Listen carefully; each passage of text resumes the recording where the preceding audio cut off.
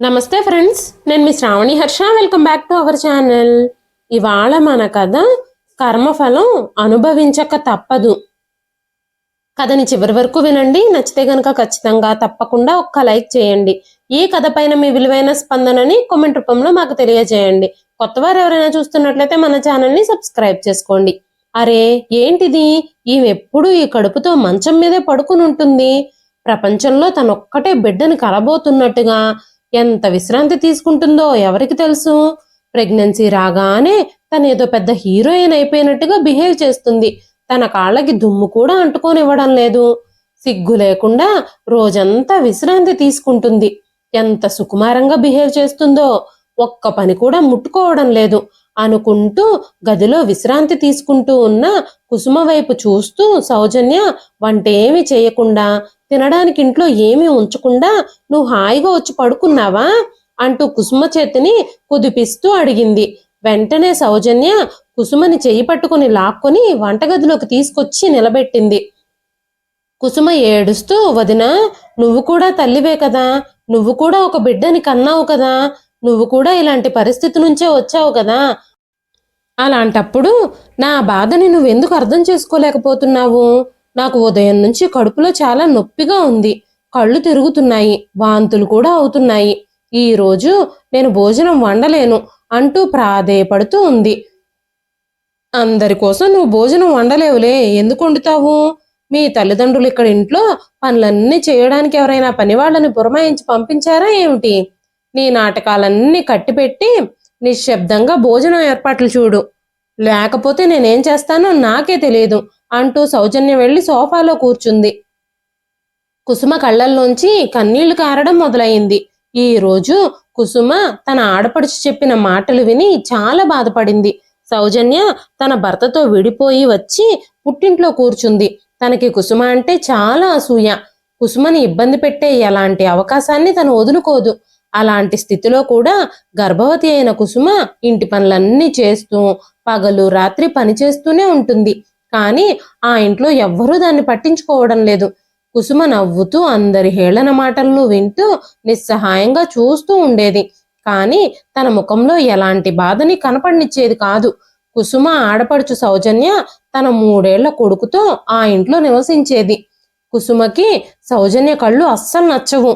ఆమె ఎప్పుడూ చేతులు కట్టుకుని కుసుమ వెనకాలే నిలబడి తను ఏం చేస్తుందా అని పరీక్షిస్తూ ఉండేది. ఈ రోజుక కుసుమ తట్టుకోలేకపోయింది. నా వల్ల కావడం లేదు వదినా, నాకు అస్సలు ఒంట్లో బాగోలేదు.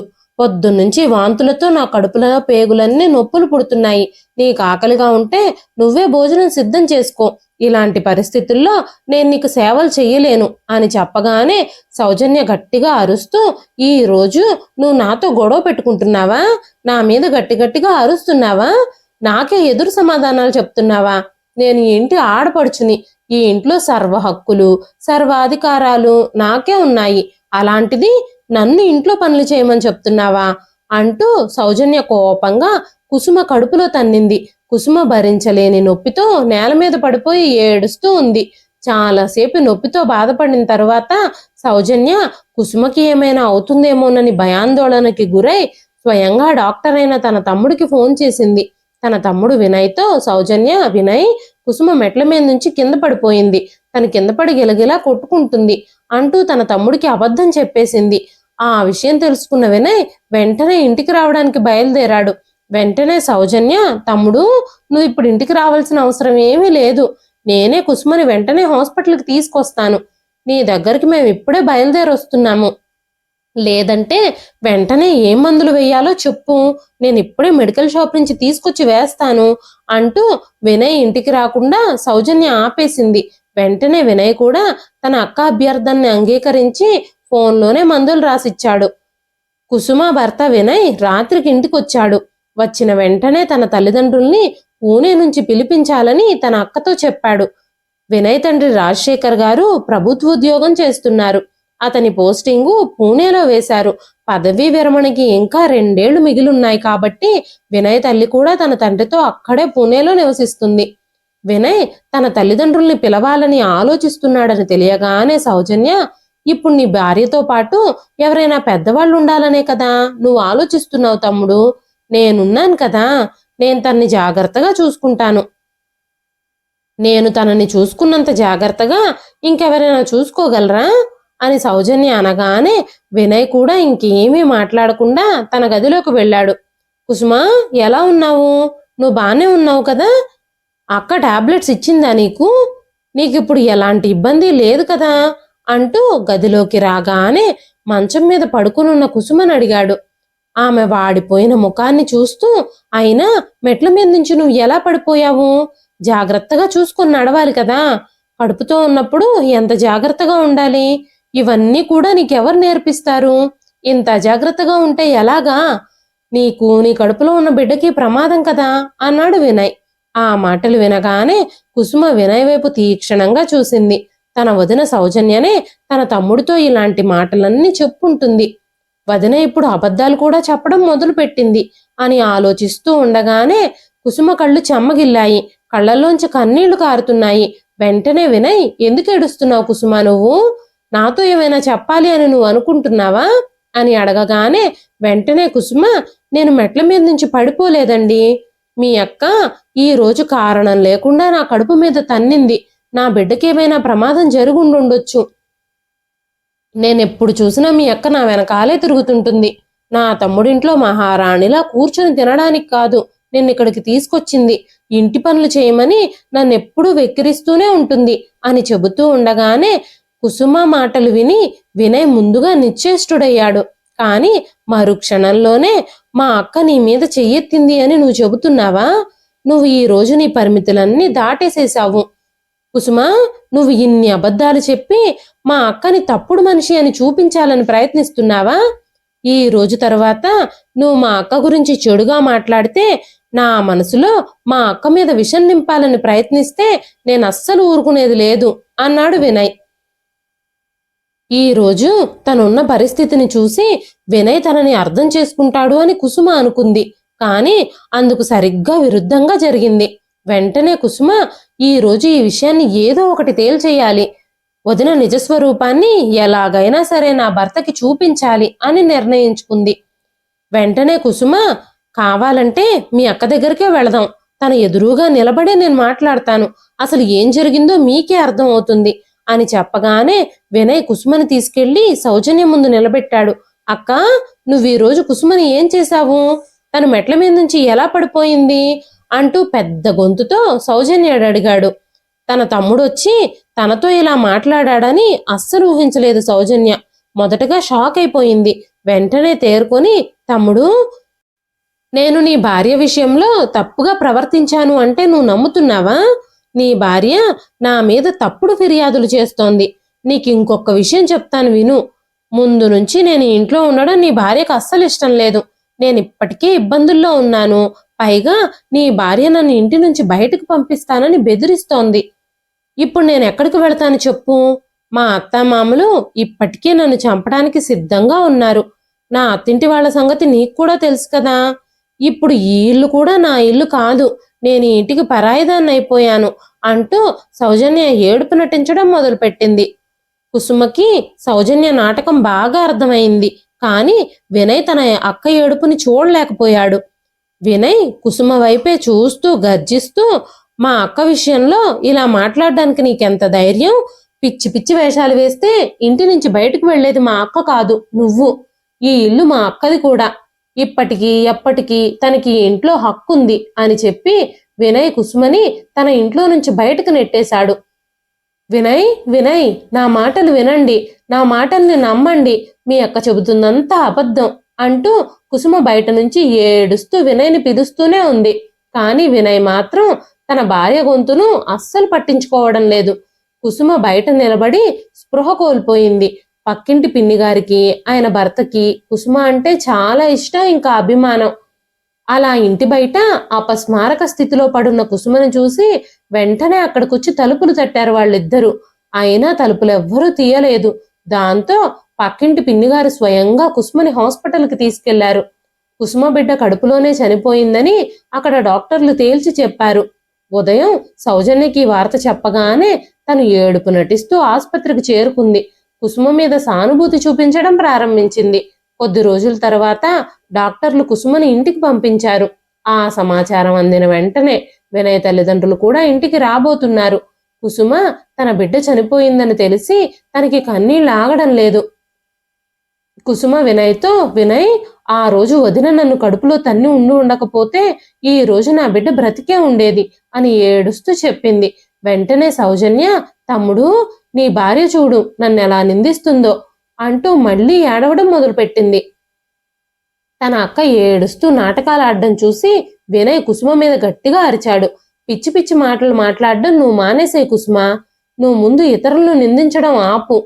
ఇలాంటి విషయాలన్నీ నాతో చెప్పొద్దు. నేను స్వయంగా ఒక డాక్టర్ని. నాకు విషయం అంతా అర్థమైంది. నువ్వు సరిగ్గా చూసుకోలేక, నీ బిడ్డని కాపాడుకోవడం తెలియక, నీకు జాగ్రత్తలు తీసుకోవడం తెలియక నువ్వు సౌజన్యనే నిందిస్తున్నావా? నిన్ను ఇంకా ఈ ఇంట్లో ఉంచడం నాకు ఇష్టం లేదు. నా తల్లిదండ్రుల వల్లే నేను బలవంతంగా నిన్ను భరిస్తున్నాను. నీ అజాగ్రత్త వల్లే ఈ రోజు నేను నా బిడ్డను కోల్పోయాను. కానీ నీ చర్యలు ఇలాగే కొనసాగితే ఏదో ఒక రోజు నేను నిన్ను ఇంటి నుంచి గెంటేస్తాను అన్నాడు వినయ్. వినయ్ అసలు కుసుమ మాటలు వినడానికి కూడా సిద్ధంగా లేడు. కుసుమ బాధతో ఏడవడం ప్రారంభించింది. కానీ తను ఏమీ చెప్పలేకపోయింది. మెల్లమెల్లగా తన ఆరోగ్యం కూడా క్షీణిస్తూ వచ్చింది. ఒకరోజు ఉదయాన్నే సౌజన్య, తమ్ముడు, నీ భార్యను వంట చేయమని చెప్పు. నాకు బాగా ఆకలిగా ఉంది. నా కొడుకు కూడా ఆకలితో ఉన్నాడు. ఎప్పటి నుంచో మేము భోజనం కోసం ఎదురు చూస్తున్నాము అని చెప్పింది. సౌజన్య మాట్లాడుతున్న ఆ మాటలు విన్న తర్వాత వినయ్ కుసుమ వైపు చూశాడు. కానీ కుసుమ తన మొహం తిప్పేసుకుంది. వెంటనే వినయ్ కుసుమ చేయి పట్టుకుని లాగి బెడ్ మీద నుంచి కిందకి దించాడు. తొందరగా వెళ్ళు. నీకు వినిపించడం లేదా? మా అక్క ఇంకా నా మేనల్లుడు ఆకలితో అలమటిస్తున్నారు. అది కూడా నీ వల్లే.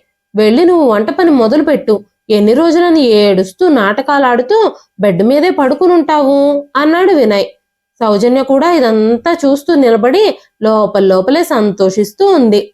వెంటనే కుసుమ నీరసంగా మెల్లగా నడుస్తూ వంటగది వైపుకు కదిలింది. ఇంతలోనే డోర్ బెల్ మోగింది. అప్పుడే సౌజన్య ఎవరొచ్చారా ఈ టైంలో అనుకుంటూ వెళ్లి తలుపు తీసింది. ఎదురుగా నిలబడి ఉన్న తన తల్లిని చూసి, అమ్మా నువ్వా అంటూ సౌజన్య తన తల్లిని చూడగానే కౌగిలించుకుని ఏడుస్తున్నట్టుగా నటించింది.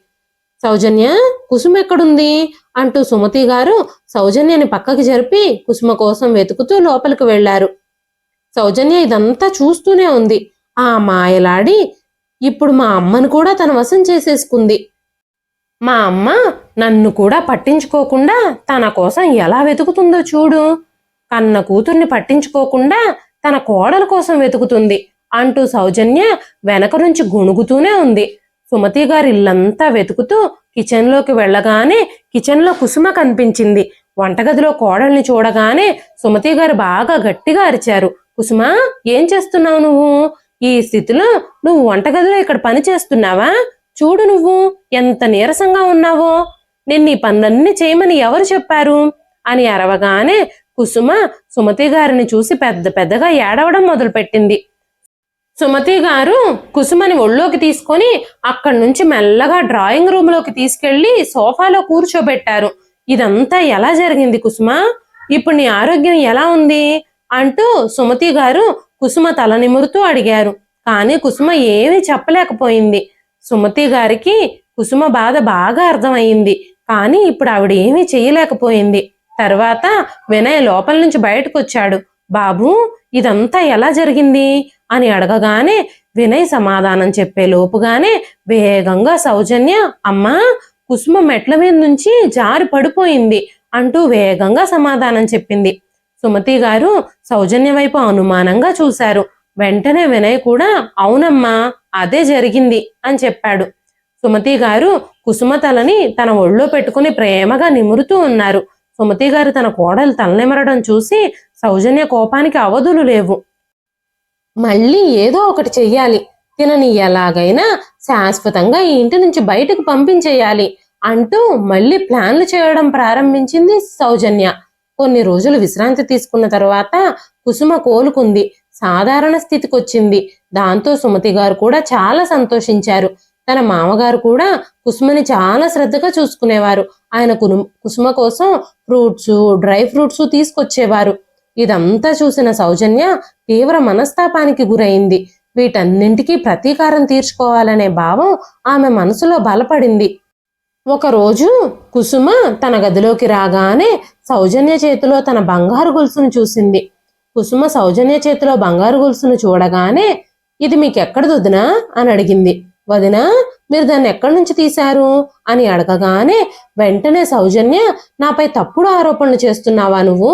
ఇది నాకు బయట దొరికింది. నేను దీన్ని నీకు ఇవ్వడానికే తీసుకొచ్చాను. కానీ నువ్వు గదిలో లేవు. నేను నీకోసమే ఇక్కడ ఎదురు చూస్తున్నాను.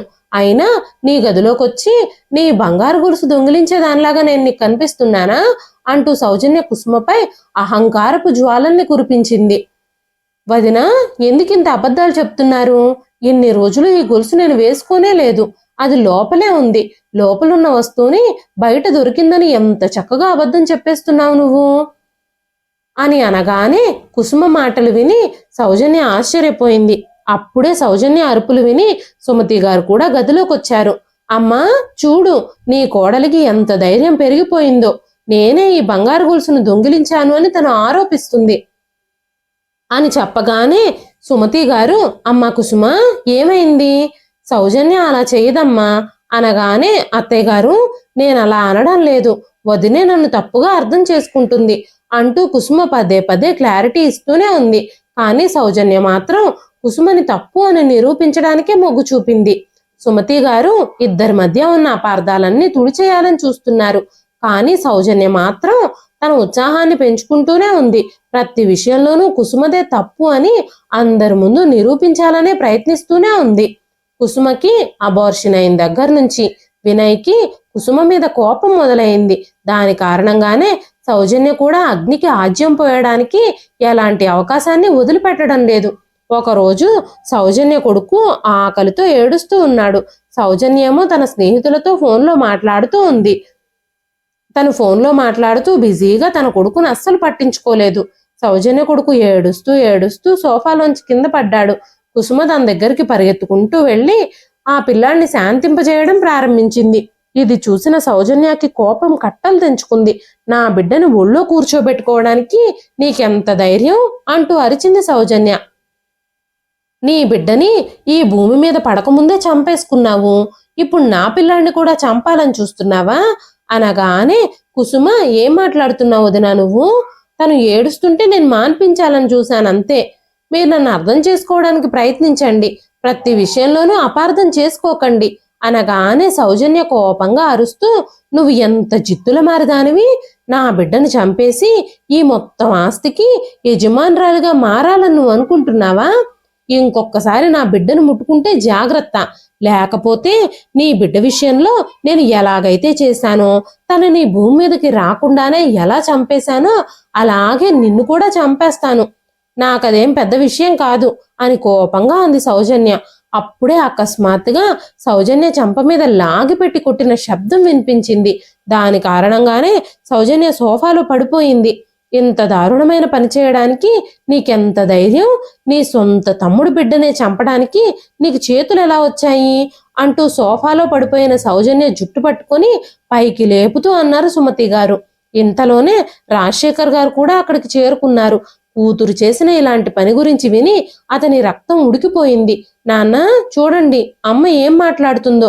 నా మీద లేనిపోని నిందలు వేస్తున్నారు ఈ అత్తా కోడళ్ళు అని మాట్లాడుతూ ఉండగానే రాజశేఖర్ గారు తన కూతురి చెంపని లాగిపెట్టి పగలగొట్టారు. వెంటనే కోపంగా సౌజన్యతో, నువ్వు వెంటనే ఇంటి నుంచి వెళ్ళిపో, నువ్వు ఇక ఈ ఇంట్లో ఉండడానికి వీల్లేదు అన్నారు ఆయన. నాన్న, నువ్వు దీన్ని ఎలా చేయగలుగుతావు? నేను నీకు ఒక్కగానొక్క కూతుర్ని అనగానే రాజశేఖర్ గారు, మా కూతురు ఎప్పుడో చచ్చిపోయింది. అభం శుభం తెలియని ఒక పసిబిడ్డని, అందులోనూ ఈ ఇంటి వారసుణ్ణి తన చేతులతో చంపేసినప్పుడే నా కూతురు కూడా చచ్చిపోయింది. నువ్వు వెంటనే ఇంటి నుంచి బయటకు నడువు. నువ్వు మీ అత్తగారింటికి వెళతావో లేదంటే వేరే ఎవరినైనా చూసి పెళ్లి చేసుకుంటావో నాకు అనవసరం. నువ్వు మాత్రం ఈ ఇంట్లో ఒక్క క్షణం కూడా ఉండడానికి వీల్లేదు అంటూ కోపంగా అరిచారు రాజశేఖర్ గారు. సౌజన్య కూడా కోపంగా, అమ్మా నాన్న, మీరు ఈవిడ గారిని ఈ ఇంటి యజమానురాలుగా చేయాలని అనుకుంటున్నారా? నా బిడ్డకు నాకు ఇక్కడ ఎలాంటి హక్కులు లేవని మీరు నాకు బోధిస్తున్నారా? మీకు ఈ కూతురు కంటే కోడలే ఎక్కువైపోయిందా?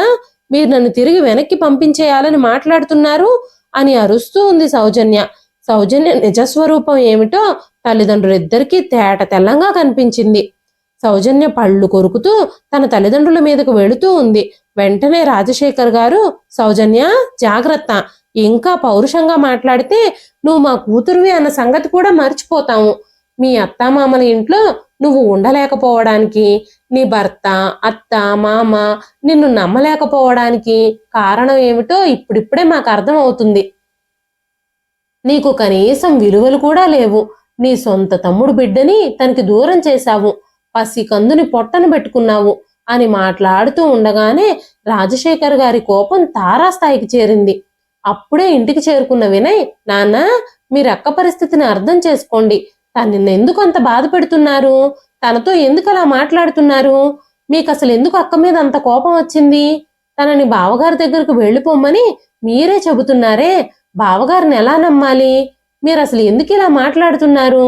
వాళ్ళ గురించి మీకు తెలుసు కదా అంటూ వినయ్ తన అక్కని సపోర్ట్ చేయడం మొదలుపెట్టాడు. రాజశేఖర్ గారు తన కొడుకు కోడలి జీవితంలో దుఃఖానికి మూల కారణం తన కూతురే అని కోపంగా అన్నారు. వినయ్ సౌజన్యకి సపోర్ట్ చేయడం చూసి రాజశేఖర్ గారు కోపంగా, వినయ్ నువ్వింత గుడ్డివాడివి ఎలా అయిపోయావో నాకు అర్థం కావడం లేదు.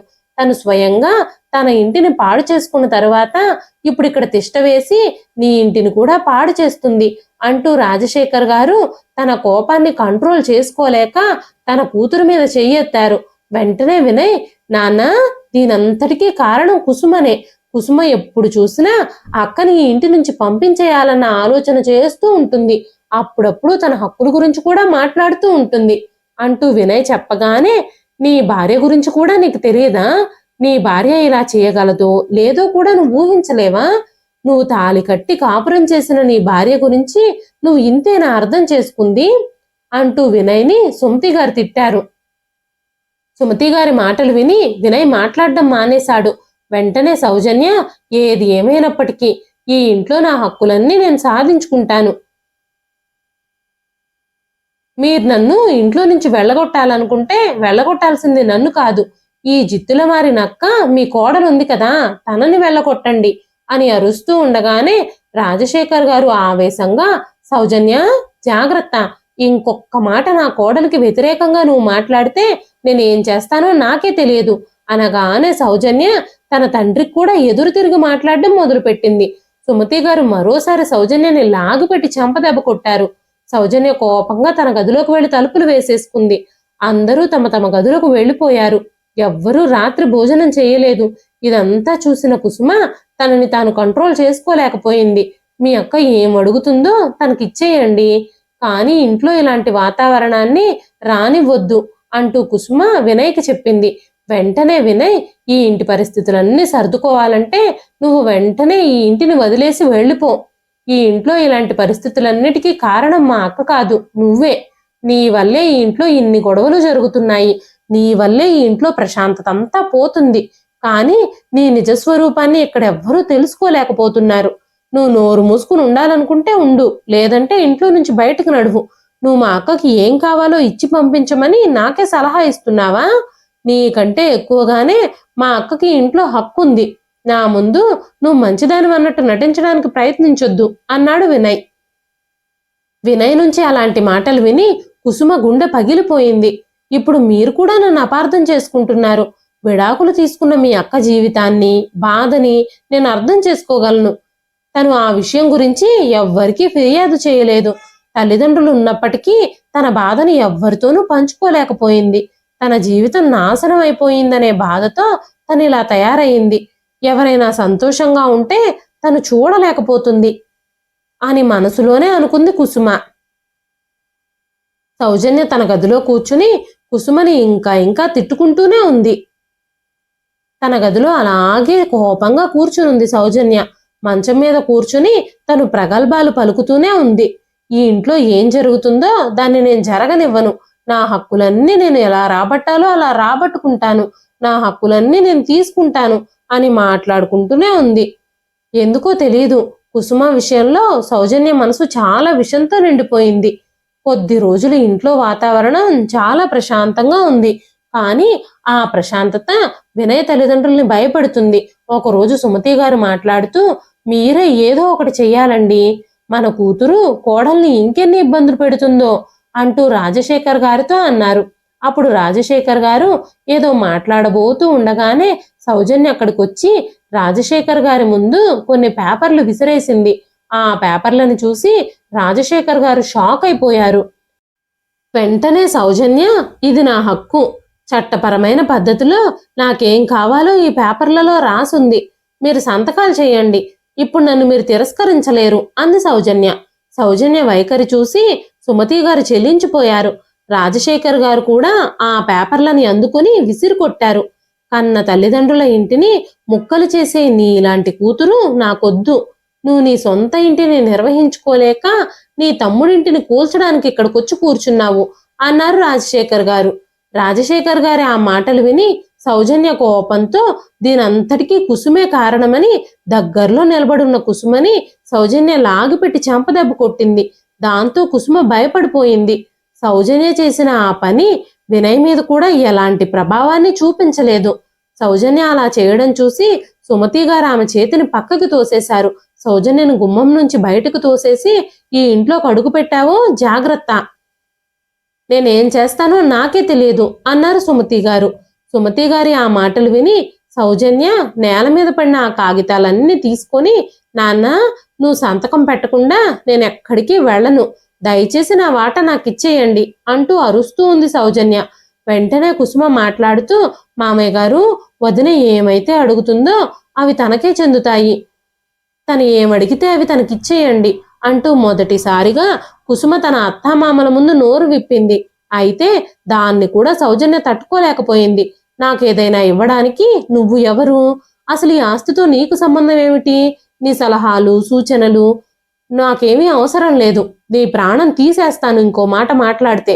నీ కడుపులో బిడ్డని నేను ఎలా చంపేశానో నువ్వు మర్చిపోయావా? అలాగే నిన్ను కూడా చంపేస్తాను అంటూ సౌజన్య కుసుమ జుట్టు పట్టుకొని తన చెయ్యి వెనక్కి తిప్పి తనను కొట్టబోతూ ఉండగానే ఆ మాటలు విని వినయ్ షాక్ అయిపోయాడు.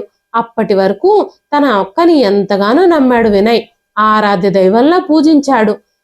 తన భార్య వల్లే తన పుట్టబోయే బిడ్డ చనిపోయాడని తన భార్య మీద కోపం పెంచుకున్నాడు. బిడ్డని దూరం చేసుకున్న బాధని ఇప్పటి వరకు అనుభవిస్తూనే ఉన్నాడు వినయ్. దానికే కుసుమ కారణం అనుకున్నాడు.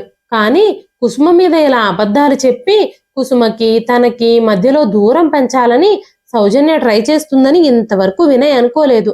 సౌజన్య నోటి నుంచి ఆ మాటలు విన్న వినయ్ కోపంగా తన ఫోన్ తీసుకుని ఎవరికో ఫోన్ చేశాడు. అత్తయ్య, నువ్వు మా అక్కని తీసుకెళ్తానన్నావు కదా, మేం మా అక్కని మీతో పంపించడానికి ఇప్పుడు సిద్ధంగా ఉన్నాము, మీరు వెంటనే బయలుదేరి రండి అన్నాడు. ఆ మాటలు విన్న తరువాత సౌజన్య స్పృహ కోల్పోయింది. వినయ్ నుంచి తను ఇలాంటి ఒక సంఘటనని ఊహించలేదు.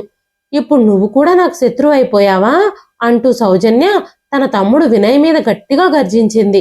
కానీ ఇంతలోనే వినయ్ కళ్ళు తెరుచుకొని, అక్క, నువ్వు నా బిడ్డను కూడా నాకు దూరం చేసేశావు. నా భార్య కడుపు మీద తన్నినందుకు నీకు సిగ్గులేదా? ఇప్పుడు నా బిడ్డ నాకు కావాలి, నువ్వు నా బిడ్డను తిరిగి ఇవ్వగలవా? నీ సలహాలు అనుసరించే నేను ఆ రోజు కుసుమని ఇంట్లో నుంచి గెంటేశాను, దానికి కూడా నువ్వే బాధ్యురాలివి అన్నాడు వినయ్. వినయ్ మాటలకి సౌజన్య ఆశ్చర్యపోయింది. తను కోపంలో తను చేసిన పనులన్నీ తన నోటి నుంచే ఒప్పుకున్న విషయం తనకీ తెలియదు. వెంటనే సౌజన్య, అత్యాశ కలిగిన నీ భార్య నా నుంచి హక్కులన్నీ లాక్కోవడానికే ఈ బిడ్డని కనాలి అని అనుకుంది. నా బిడ్డకి ఆస్తిలో వాటా దక్కటం తనకిష్టం లేదు కాబట్టే, అందుకే తనకి పిల్లలు పుడితే ఆస్తి మొత్తానికి వాళ్లే వారసులు అవుతారు కదా, అందుకనే తను ఇలా చేసింది అంటూ మళ్ళీ సౌజన్య కుసుమని తప్పు పట్టింది. వెంటనే వినయ్, అక్క, అత్యాశ కుసుమది కాదు, నీది. కానీ నేను కుసుమని తప్పుగా అర్థం చేసుకున్నాను, అది కూడా నీ వల్లే అంటూ ఈసారి వినయ్ తన తప్పులకు పశ్చాత్తాపడ్డాడు. దాని తర్వాత కుసుమకు కూడా క్షమాపణలు చెప్పాడు. వెంటనే సుమతి గారు, నా కోడలు నీకంటే చాలా గొప్పది, ఇప్పటి వరకు నువ్వు చేసిన పనుల్లో ఏ ఒక్కటి కూడా మాకు చెప్పలేదు, నీ సొంత తమ్ముడు బిడ్డని నువ్వు లాగేసుకున్నావు అంటూ రాజశేఖర్ గారు సుమతి గారు ఇద్దరు కూతుర్ని తిట్టారు. సౌజన్య నోటి నుంచి ఒక్క మాట కూడా రావడం లేదు. తనకి ఎవ్వరూ సపోర్ట్ ఇవ్వడం లేదు. ఇంట్లోని జనమంతా తనకి వ్యతిరేకంగా నిలబడ్డారు. ఇంత జరిగినా కూడా కుసుమ మౌనంగానే ఉండడం విశేషం. సుమతి గారు మాత్రం ఆగకుండా మాట్లాడుతూనే ఉన్నారు. ఈ రోజు సౌజన్య తన వైపు చూపుతున్న ప్రతి వేలును చూసి సైలెంట్ అయిపోయింది. అప్పుడు సుమతి గారు, సౌజన్య, నీకే ఇలా జరిగి ఉంటే, నిన్ను ఎవరో కడుపు మీద తన్ని నీ బిడ్డ చనిపోయేలా చేసుంటే నువ్వు ఏం చేసేదానివి? నువ్వు వాళ్ళని ద్వేషించేదానివి కాదా? అంటూ సుమతి గారు కూతుర్ని గుచ్చి గుచ్చి ప్రశ్నిస్తున్నారు. సౌజన్య తడి కళ్లతో తల్లివైపే చూస్తూ ఉంది. బహుశా తను చేసిన పనులకి తను సిగ్గుపడుతున్నట్టుంది. అప్పుడే కుసుమ సౌజన్య దగ్గరకొచ్చి, వదినా, నువ్వు ఎంత పెద్ద తప్పు చేశావో, కానీ కోపం మనిషిని ఏమైనా చేయగలదు. కోపంలో తప్పు ఒప్పు ఏమీ చూసుకోకుండా నువ్వు నాకు ఎంత ద్రోహం తలపెట్టావో అని కుసుమ మాట్లాడుతూ ఉండగానే ఆ మాటలు విని సౌజన్య చేతులు ముడుచుకుని తల వంచుకుంది. నీకు క్షమాపణలు చెప్పే అర్హత కూడా నాకు లేదు, వీలైతే నన్ను క్షమించు అని ఏడుస్తూ సౌజన్య క్షమాపణలు చెప్పింది. మా ఇంటి దీపాన్ని మా నుంచి లాక్కున్న తర్వాత ఇక్కడ మిమ్మల్ని ఎవరైనా క్షమించగలరు అని నువ్వు అనుకుంటున్నావా? నీకు ఎవ్వరి క్షమాపణ దక్కదు. నువ్వు ఇంకా ఏదైనా సరిదిద్దుకోవాలి అని అనుకుంటే రేపు అల్లుడు గారు రాగానే నిశ్శబ్దంగా ఈ ఇంటి నుంచి బయలుదేరు అంటూ సుమతి గారు, రాజశేఖర్ గారు సౌజన్యకి సూచనలు ఇచ్చారు. కానీ ఆ ఇంట్లో ఎవ్వరూ ఆమెను క్షమించలేదు. మరుసటి రోజు సౌజన్యని ఆమె భర్త తీసుకెళ్లడానికి వచ్చాడు.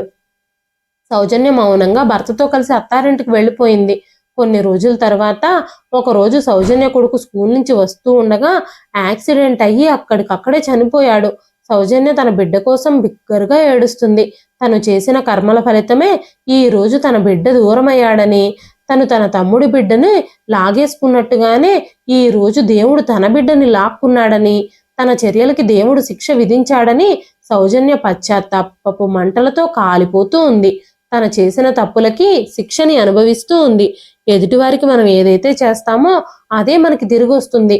మనం చేసిన కర్మల ఫలితం ఖచ్చితంగా ఆ భగవంతుడు మనల్ని అనుభవించేలా చేస్తాడు. ఇదండి ఈ రోజు కథ. ఈ కథ మీకు ఎలా అనిపించింది? కథ నచ్చితే ఒక్క లైక్ చేయండి. ఈ కథ పైన మీ విలువైన స్పందనని కామెంట్ రూపంలో మాకు తెలియజేయండి. మరెన్నో ఇలాంటి ఇంట్రెస్టింగ్ కథల కోసం మన ఛానల్ని సబ్స్క్రైబ్ చేసుకోండి. మరొక మంచి కథతో రేపు మళ్ళీ కలుస్తానండి. అంతవరకు సెలవు.